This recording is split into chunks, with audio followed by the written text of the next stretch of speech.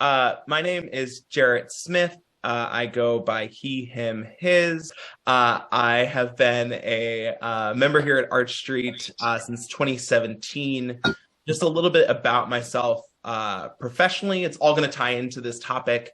I work as a legislative director for SEIU Healthcare Pennsylvania. We represent healthcare workers across the state. And my union is part of the historical 1199, which was really central in the civil rights movement and continues to take up the mantle for racial justice in labor. I also, previously to that role, did a lot of work in voting rights, engaging young people to vote throughout Pennsylvania, and also radical housing justice for tenants, and got some eviction reforms done in Philadelphia. And then the elephant in the room is I am also a candidate for Philadelphia City Commissioner with the Working Families Party, and I'm working to build a more inclusive voter base in Philadelphia and a more robust elections process that is really focused on our Black and brown voters here in the city. So all of that professional life is to say, personally, I am very passionate about this topic of Bayard Rustin because I am a half-Black, queer, democratic socialist man. And as we will learn in this presentation, these are the kind of intersectional identities that make up his life and really drove me to actually become a Quaker. So I will give the disclaimer, I am not a historical scholar. I am very passionate about the man, have some very clear biases, but if anyone has some historical information or you see that and you're like, fact check, feel free to jump in. I really do invite it. So I'm going to share my screen here. And let me go into presentation mode. So we're going to break up tonight's presentation / workshop into 3 sections. So we're going to start with intros, and we'll kind of go around and just have folks introduce themselves. Then we're going to kind of do this in a church tradition. We're going to start with back in the day and really talk about the life and times of Bayard Rustin. We're going to examine his role, but also erasure from the civil rights movement, and reflect on his legacy that is both complicated and beautiful. And then we'll move into This Is the Day, in which we'll really kind of move into a discussion and talking about how we explore intersectionality as Quakers. We'll talk about what the impacts are when we have overly simplified narratives that we have around social justice movements like the civil rights movement. We'll really kind of examine what is intersectionality. There's nothing I hate more than people using jargon in a whole presentation and you walk away and don't know what it was. So we will talk through that as a group, and then kind of analyze on some closing questions. What does Bayard Rustin's life have to teach us as modern Quakers? And then how do we harness some of our identities, our stories, to actively live out our testimonies in a modern world? Well, let's get started. So this next section is going to be a little talky. I apologize, but this man lived an extraordinary life that is chocked full of action. So hold on to your seats. So we'll start back in the day. And Bayard Taylor Rustin was born in 1912 in our Philadelphia area, Westchester, Pennsylvania. He was raised by his grandparents who owned a catering business in the Westchester area. His grandparents were Quaker, but his grandmother did also attend her husband's African Methodist Episcopal Church, and was part of that kind of church tradition as well. Additionally, she was a member of the NAACP, which brought around to their house as a child, Bayard is being exposed to W.E.B. Du Bois He's being exposed to James Weldon Johnson.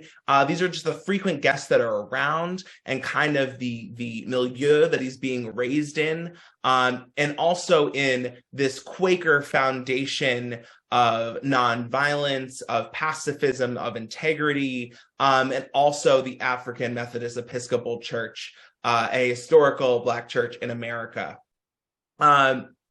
Now, in addition to his many contributions you'll hear in social justice, he was an accomplished tenor, singer as well. No relationship to my life as a former musical theater performer. But yeah, he actually had scholarships to Cheney Teachers College at the time, Wilberforce, to very early historical Black institutions of higher learning, and had music scholarships, and eventually attended City College in New York. It should be noted that he was in the chorus of a briefly lived Broadway musical called John Henry that had Paul Robeson as the lead. So just what a universally small world that everyone kind of exists in, that these connections were there, and what a multi-talented force. But the story we come here to learn about is really his career in activism, which began around 1936, 1937, which happened after he completed an activist training program with the American Friends Service Committee. And it's just so interesting that was that kind of connection moment. And this is about the time that he, as an adult, actually becomes a Quaker as well when he moves to New York, and is a member of 15th Street Meeting. And so for him, this moment of this training is really a big foundational shift for him. He is exposed to other Quakers and activists from across the country and are having discussions about the economic and class struggle at the root of so much conflict in our society, and that connection across race, class, gender, which were some very revolutionary connections to be making at that time, of how those all intersected together and that kind of international solidarity that existed. And so that summer, he goes on and serves as an AFSC peace volunteer in New York. He's spending his days with farmers, and at night he's speaking on nonviolence and pacifism. He also, in 1941, was the sole Black member of an AFSC delegation investigating the plight of conscientious objectors in Puerto Rico. So already off to a very strong start to the Quaker movement. In the late 30s, as he comes to New York, he also briefly joins the Young Communist League, where he was hired as a youth organizer to work on the problem of racial segregation and to advocate for an anti-war position as we're leading up to World War II.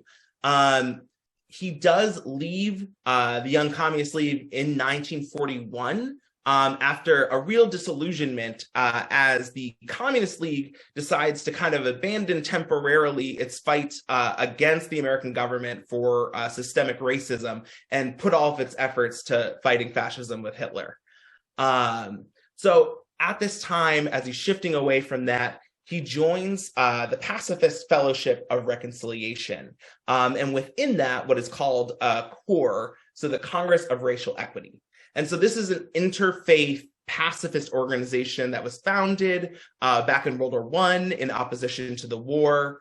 And he starts that work, and he really goes on to protest against segregation within the armed forces, and at the same time is continuing to work with AFSC to actually protect the property of interned Japanese Americans during the war who were interned in our own concentration camps here in America. And at this time, he isn't just staying in one bubble. He's really making these different connections across the larger social justice movement. This is the time around 1941 that he's connecting with A. Philip Randolph, the president of the Brotherhood of the Sleeping Car Porters. This is the premier Black trade union at the time. if you look at the history of migration for so many Black Americans in this country, a lot of it is tied to the railroads. And this was a career, the porters, who traditionally were only paid in tips. When you look at the history of the tipped minimum wage and the history of tipping, this is where it comes from. And this was the first really like union of Black workers for Black workers, fighting for real living wages, fighting for the rights of Black workers to form a union and have collective bargaining. But it doesn't stop there in terms of his involvement. At this time, he's getting disillusioned with the communist left. He comes into contact with Norman Thomas, who's a leader in the democratic socialist movement in America. And this is kind of where he finds his political home for the rest of his life and career. So already incredibly busy, 1943, Bayard is actually jailed for being a conscientious objector during World War II. He declines to show up for his draft, and he also declines to be part of these service camps that they had created for Quakers and other conscientious objectors to be part of as part of the war effort. He said no, and that this jailing was really a product of that protest against fighting in the war. And it's really important to note that even while he was in a federal penitentiary, he still found a way to live his values, and he actually staged a protest against the segregation of the dining halls. And I just want to lift up a quote of that time in which he's there, and he says, "Both morally and practically, segregation is to me a basic injustice. Since I believe it to be so, I must attempt to remove it. There are three ways in which one can deal with an injustice. A, one can accept it without protest. B, one can seek to avoid it.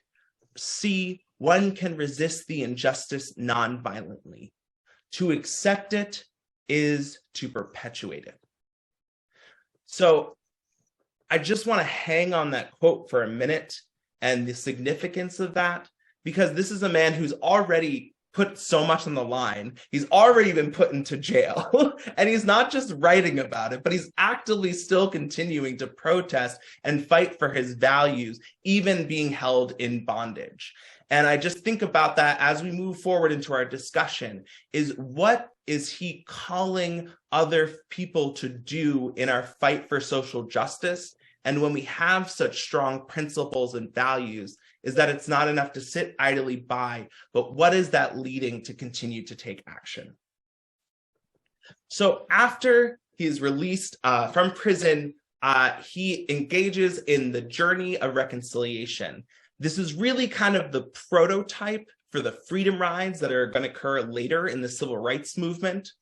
And this was both a bus and train kind of protest that occurred across 4 southern states, in which folks sought to actually fight against the illegal segregation in interstate travel, which at that time had been determined by the Supreme Court was no longer legal. But just because the Supreme Court says something, we know in Jim Crow South, that does not mean that that's the law of the land. These riders faced physical, verbal harassment, multiple arrests, threats of violence. Some were actually physically accosted. I believe someone was actually killed during this protest. And eventually, Bayard is actually sent to a chain gang camp in North Carolina, where he's sentenced to 22 days to be part of that chain gang. His health suffers. He's exposed to really inhumane conditions. And he writes about this experience. This is one of the first big moments of really writing things out. And it gets published in the New York Post. And his writings actually get serialized in the Post. And what comes out of it is an investigation that got chain gangs banned in North Carolina. So once again, the man is protesting, he gets arrested, he gets put into some sort of bondage or prison, and still finds a way to use his voice to actually speak truth to power and effect change. While he's doing all of this, he's not just sitting idly by with his free hours, he's also playing a role in the desegregation of the military under President Truman as well, that happens in the late 40s. And so after these moments, he gets several different positions that allow him to continue to fight for the movements for human rights internationally. So he participates in consulting for Ghana and Nigeria and their independence movement, and back home doing some work to support the South African resistance against the imperial powers. He also, at this time, travels to India after the assassination of Gandhi to attend a pacifist conference.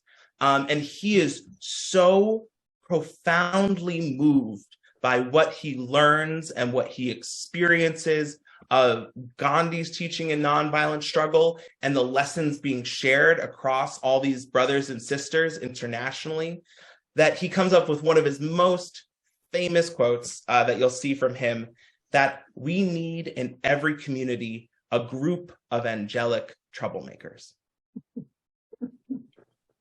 So this man is clearly on the rise in the civil rights movement, is at the epicenter of almost every action that is happening.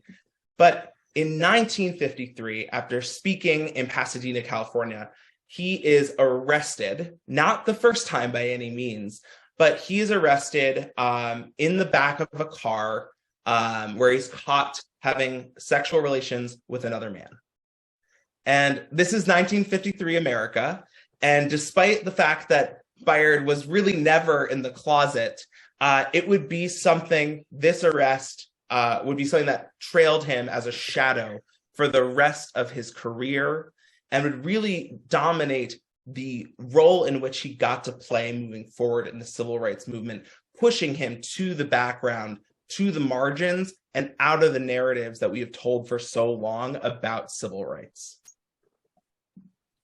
So now I kind of want to bring us to the civil rights era, where I think a lot of us get on the bus for the knowledge that we have about it, or really think about as these prime moments in the civil rights movement, and just really center all the work he did despite that adversity.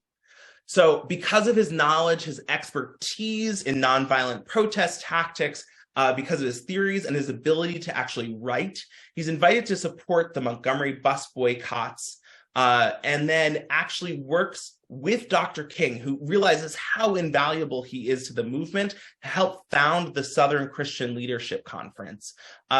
If you really read about like the folks that were on the ground doing this work, it was evidence that Bayard was really the brains behind so much of this operation. Because he had been doing it so long, he knew the players in the game, knew how to bring people together and quickly move them into action. And you can see it in the major elements of the civil rights movement that he helped organize in the years to come, including the prayer pilgrimage for freedom, the national youth marches for integrated schools in 1958 and 59, and most famously, he was the chief organizer of the March on Washington. And you'll see he was deputy director, and you see as this like very official title, he really put this whole thing together. But even at this time was being threatened by other leaders in the civil rights movement because of his homosexuality.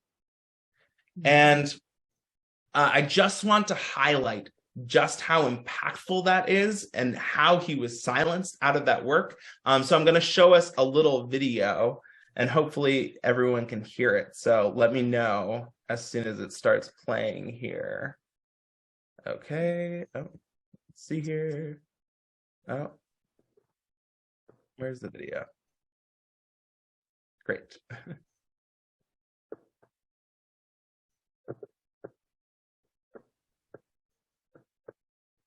Wait, no, this is it.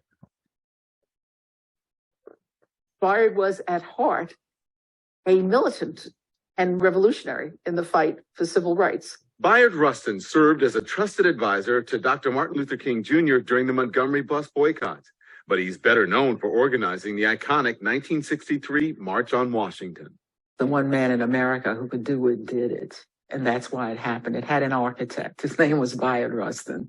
But in a time when intolerance ran high, Rustin stood out for more than just his work on civil rights. It was just one of these facts of life.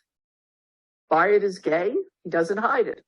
I said to somebody once that he never knew there was a closet to go into. Bayard had been attacked both for his homosexuality and his political views. Strom Thurmond did it on the floor of the United States Senate.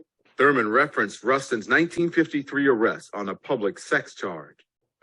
The senator is interested in attacking me because he is interested in destroying the movement. He will not get away with this.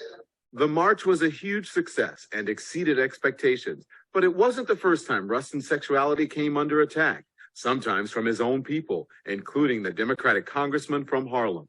There was the possibility of a rumor being circulated by Adam Clayton Powell that Bayard Rustin and Martin Luther King Jr. were having an affair. King pressed Bayard to take a back seat and back off from the organizing in 1960 in the March on Conventions movement. After the 1960s, Rustin continued to be a pro-labor and anti-apartheid activist, yet to colleagues, he never seemed to get his due recognition.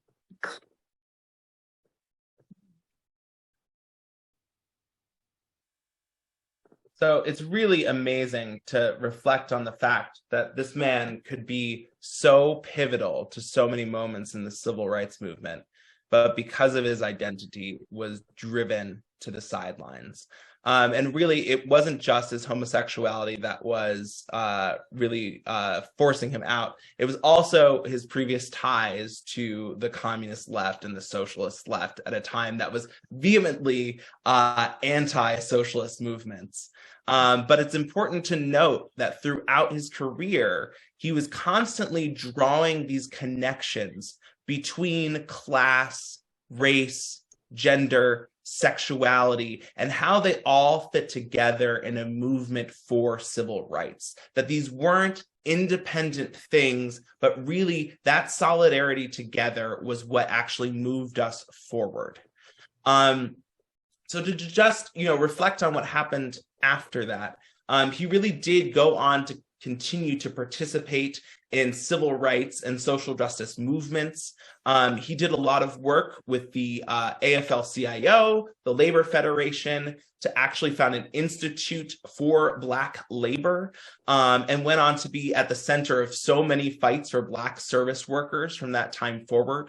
He also participated in human rights campaigns across the world, and that did not stop up until the very day that he died in 1987, where he had actually fallen ill while on a human rights trip to Haiti, and where he eventually succumbed to appendicitis. In looking back at his life, he never really got the accolades that he deserved. And it wasn't until several decades later with Obama that he was given the Presidential Medal of Freedom. And that was in 2013. And when Obama was giving this award posthumously to Bayard, he said, for decades, this great leader, often at Dr. King's side, was denied his rightful place in history because he was openly gay. And so just to think about all those contributions, and really died still fighting, but never really truly was recognized for his work and his contributions, and continued to really be unapologetic despite all the attacks, the arrests, never hid any of his values, never hid any of his identities at a time where very few people lived as openly as he did. And so when we look at his legacy, it is, like any political figure in history, a little complicated. A man with a political career as long as his is bound to have some different evolutions that happen. And one of those is some falling outs that he had over time with different elements of the pacifist movement. Leading up to World War II, he really had more, I would say, purist ideals around pacifist nonviolent action, much more peace-driven, much more absolutely no escalations of violence. That kind of evolved over time after World War II in terms of changing of tactics. And I would say he never advocated for, he never advocated within the civil rights movement for violence, but did kind of move to more of a philosophy of militant nonviolence. This is where we get the sit-ins and things like that that did ultimately provoke violence from the other side. He did often, too, at times in the late 60s, he was at odds with a lot of other militant civil rights leaders. There are some incredible audio recordings of him debating Malcolm X, and just the differences of opinions that they had and theories of change. Obviously, someone coming from civil disobedience and nonviolent struggle would be at odds with a more militant movement. But I mean, some of the opinions and takes that he expresses within those debates are a little interesting at times. And finally, he does draw, or did draw in the 70s and late 60s, some really big critique from the more farther left elements of the social justice movement. He really did this move from being this, like, the protester getting arrested and everything to doing more work alongside of large labor organizations and government, and even draw critique where I think one person remarked that he cared more about his funders and making them happy than living his values. Which anyone who has worked in a nonprofit sector or in social justice knows that it is the constant struggle in a capitalist system about how you continue to keep an organization afloat to do the good work. And Bayard Rustin, even said something about this. You know, he talked about, as a youth, I had the benefit of being pure in my values as a protester. But as I move forward in my career, I realized that I had to move in a place of politics, of how do we cement the changes that we were fighting for and work with the government entities to actually make those real for more Americans. So, you know, obviously there were some hot takes that he had throughout the 1970s. I won't go into great detail, but you can kind of see there were some positions he took on different issues that maybe weren't, I would say, the most morally aligned with young Bayard. That being said, if you look at his track record throughout his career in speaking truth to power and then actually getting change cemented in our American system, you can see that it really speaks for itself. No matter how he landed on every particular issue, that this is someone who really made a fundamental difference to the civil rights movement and our human rights movement internationally. So with that, I want to move us into the discussion part of the night and really kind of bring us to the this is the day moment and explore some of these thoughts around social justice and intersectionality as Quakers. So I guess the first, I would love to do a show of hands real quick of who, before hearing this presentation, had an idea of just how much Bayard Rustin was involved in civil rights. Somewhat.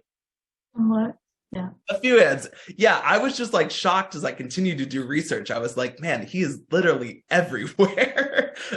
And then I guess the next question I want to ask is, what impact do you think it has had on our society, on our children as we educate them, this erasure of Bayard's story from the civil rights movement?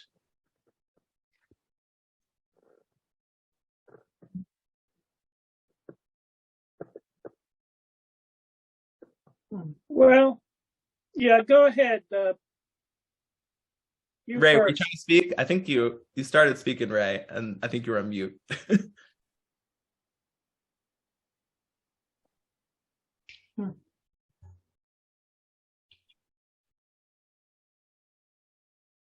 It's depressing. And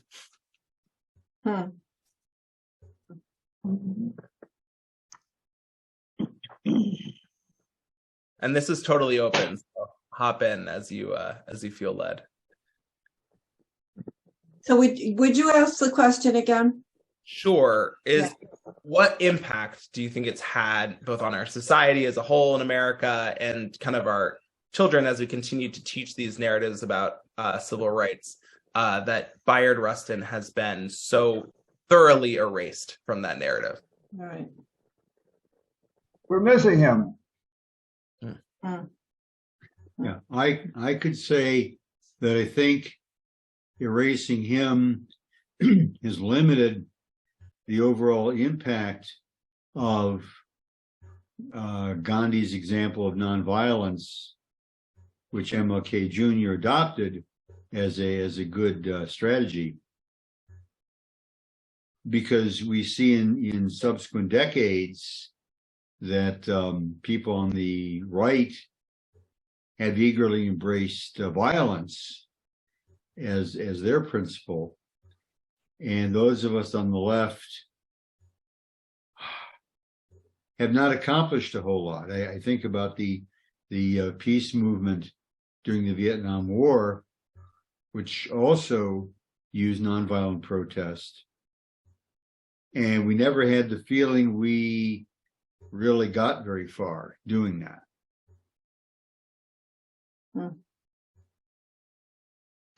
Well, Go Tom, ahead. I think it's, I don't know what to say. I'm going to say interesting or typical that that despite his work, his truth was so inconvenient, particularly to the times. And now is the time that we're going back in history and pulling up a lot of these truths and facts and stories. So we'll hopefully that will keep going. And I wanted to say something of the same thing, that he hasn't been necessarily permanently erased at all. He may in the future arise in importance and have again a tremendous impact on our culture and all of our lives. I don't think someone like this is permanently erased. Unfortunately, he was suppressed a great deal, or attempted to be suppressed in his own life. But he may emerge as one of our great leaders, and I hope he does. And little talks like you're doing now help that. Mm-hmm. And I also can't help but thinking that as a gay man myself, I did not experience that kind of suppression that he did. But because I came later, I somehow feel that he made the world that I emerged in possible, although he didn't benefit from it. Mm-hmm. I feel grateful for that reason, because I didn't go through that kind of suppression that he did because of my sexuality. Yeah. Pat, did you have a thought? Yeah. Yeah. I can see the face. I was trying to put it together. Tom did opened the door for me in this one, the part of it that because of his life was so profound, and you're showing it to me that I didn't know a lot about. I knew his name, yes, but nothing really. But to hear that he was suppressed, to find he was suppressed because of his sexuality. And now we are in our times right now where all of our sexuality is out in the open, and he rises to the top. He can be renewed. His values can be a very good, he can be a very good leader. Now, if you're bringing him to light just the way you have done, it's really fascinating to look at all these gifts that he has given to us without us knowing about it.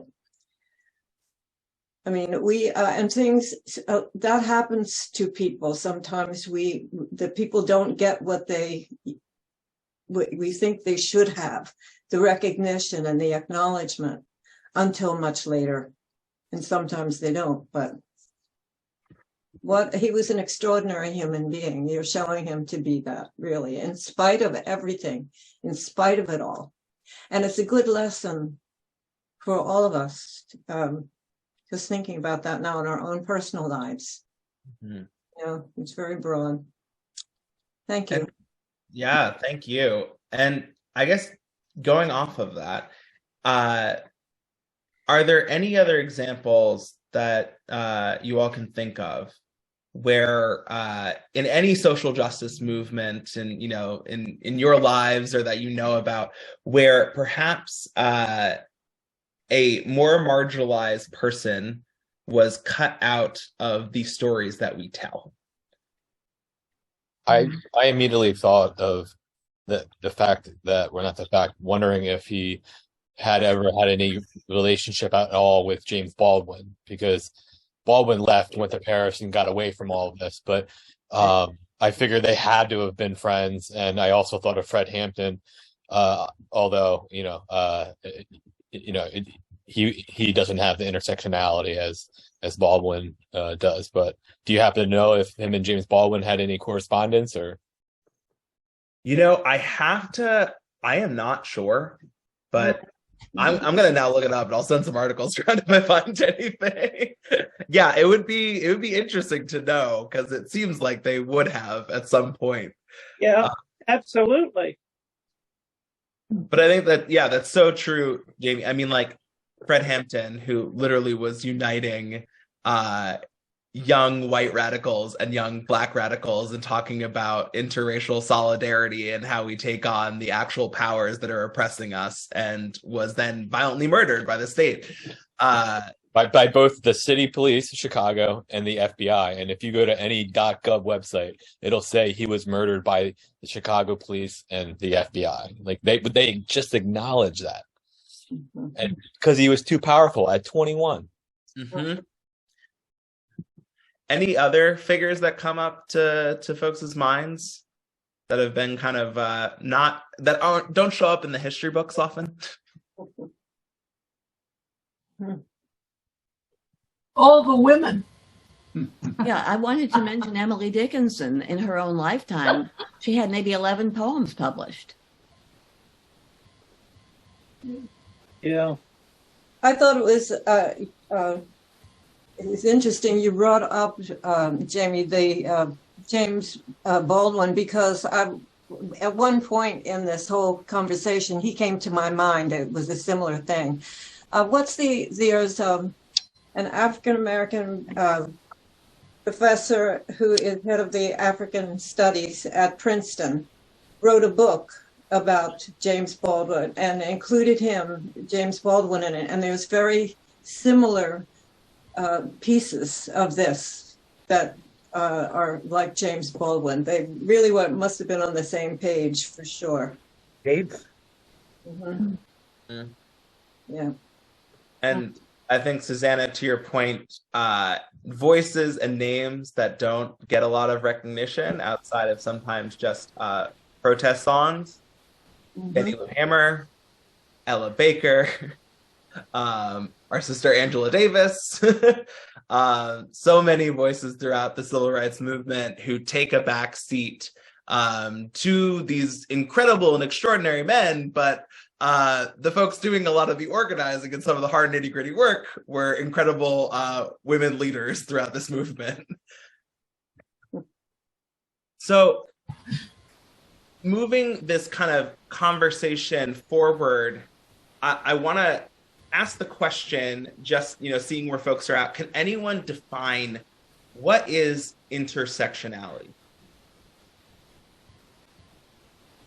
It's okay, it's not a pop quiz. We'll talk about it together. I would say it has to deal with some sort of marginalization. So when two marginalized identities or groups cross in one individual, it has like a moderating effect on the sort of stigma that person may see. Yeah, that's a really good definition. So one I found is, intersectionality is how multiple identities interact to create unique patterns of oppression. This is a term that was originally coined by an American scholar and lawyer, Kimberly Crenshaw, who drew inspiration from some of the Black feminist movements across the U.S. And the term really highlights how race, gender, and class are all interconnected, and that someone like a Bayard Rustin had a unique kind of intersectional adversity, because he was not only Black, but he was also gay, he was also, a leftist, and how all those identities created a unique pattern of oppression. But also how all of those interacted, all those identities made up that whole person that is Bayard Rustin. And Audre Lorde had a great quote on this, is that there is no such thing as a single issue struggle, because we do not live single issue lives. Is that no one of us is I'm Jarrett, I'm a man, I'm a cis man. That's not my only identity, right? There are so many that make up each and every one of us. And especially as we talk about marginalized communities, there are so many unique lenses of oppression, but also just how we build up the story of ourselves based upon all the different vantage points we come at through those different identities. So I guess, thinking about that, could anyone share what they would think about as maybe an issue that highlights how multiple different identities can contribute to a problem in social justice or a problem in society? Well, Rustin found a way, or had to, didn't have a choice, to really live his beliefs. And for me, I have beliefs, but I also have a job, and I have this, and I have that. And how do we incorporate all that to actually move forward with an action, instead of saying, well, I can't do that today because I have this meeting?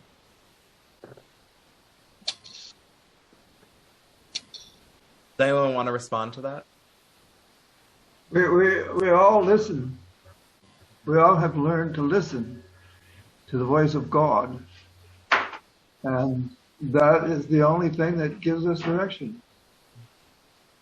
And I think to Ray's point, when we say there's that of God in everyone, that I think what he said too is listening to the voices of marginalized communities, of leaders within those communities and social justice who are calling us into action, and being responsive to those as we're able. I think, Quakerism is filled with extraordinary individuals participating in a larger spiritual movement. We know that some of our most famous Quakers were really unpopular in their meetings at the time. Lucretia Mott was literally read out of meeting. And I'm sure probably confronted and said, hey, I'm living the truth here. And they said too much.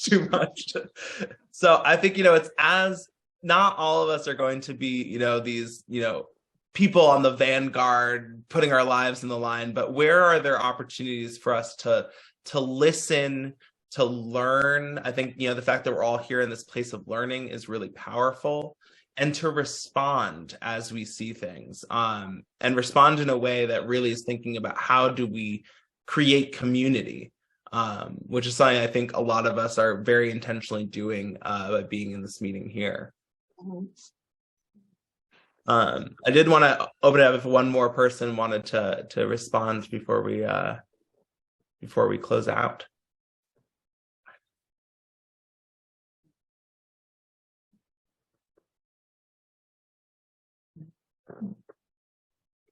Jarrett, I want to thank you for all the work you put into this presentation, and even for thinking it up, because this whole thing was your idea. And we look forward to more presentations from you. That's it now there. Yeah, I'm on the hook. Well, thank you, Lois, for having me. And I do, in truly my spirit of organizing, want to leave you with a little personal connection to this topic. I am personally amazed by the amount of progress that has been made in just a few short decades, that someone like me that is like queer and mixed race could even be engaged as deeply and is at such a high level in politics in Pennsylvania, that could be running for citywide office. And I think about my father, who was the son of a Black coal miner from West Virginia, who came up north and was able to, go into a workplace and integrate and, enter into the world of business as a young Black man. And in my own life, that I went from being a scared teenager, afraid to come out of the closet just a few short years ago, and could be confronted with that challenge and then really be moved to be transformed into a fierce advocate for LGBT rights. And that the fact that I got to march at the front of the Gay Pride Parade in New York when we won gay marriage, and that now I get to live in community with you and here in Philadelphia, where I have the freedom to love who I want to love and marry who I want to marry. And that's incredibly powerful, and that's a lot of progress. And I think despite that, I am a light-skinned man, and that affords me a great deal of privilege that is denied to so many people because of the zip code they were born into, because of their race, gender, class, sexuality, so many different things. But because of that Quaker foundation, because of extraordinary folks in Quakerism like Bayard Rustin, is really instilled in me a deeply held value of fairness that has really led me to fight for social justice.